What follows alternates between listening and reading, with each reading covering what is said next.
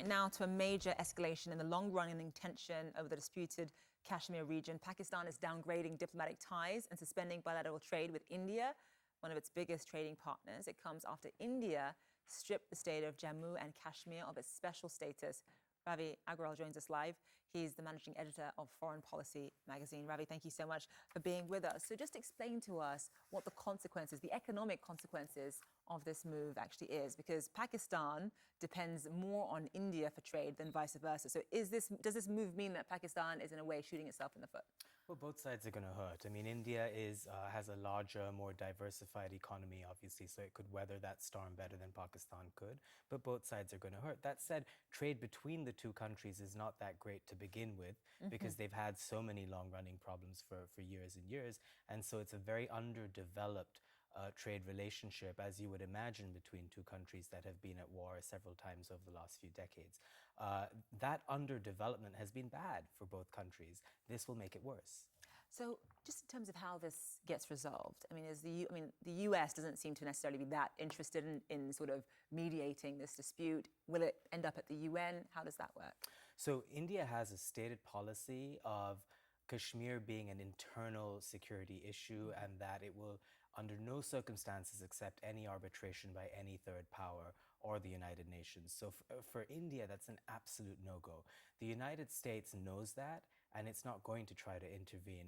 Last month, when Imran Khan, Pakistan's prime minister, was in Washington, President Trump actually mistakenly said that he would be happy to mediate in the Kashmir conflict. But India back-channeled and said, well, there's no way we would accept that. And Trump's claim that Modi had actually asked Trump for his help for mediation turned out to actually be untrue, because Modi now says that he didn't ask for any help to begin with. So in terms of resolution, this is going to stay as a problem between these two countries. India is going to say that the action it took was within the part of Kashmir that it controls, which is Indian-administered Kashmir. Pakistan claims all of that land, but it wasn't actually controlling it. So it's more likely that the status quo will just continue. India will get to do what it has done within its territory, and Pakistan won't have much impact.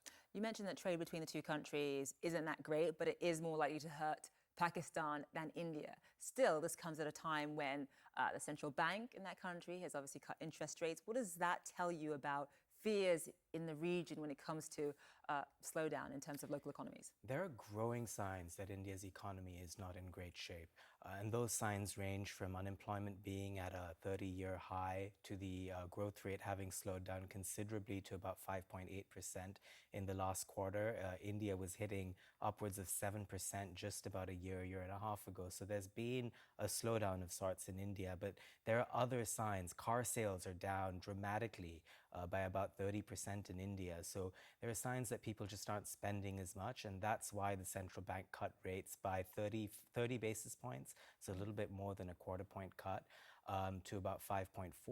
The question is that really going to change anything? And the jury's out on that, because Indian banks have not been cutting their rates, in that the central bank is cutting its rates, but regular banks aren't passing on those cuts to people.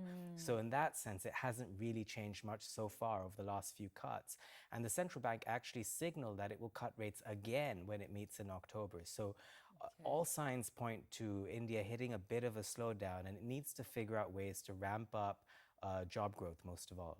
Well, it certainly had effect on US markets. We were down about 600 points at one point here because of the move by central banks in that particular region, moving to cut rates. Ravi Agrawal live for us there. Thank you so much.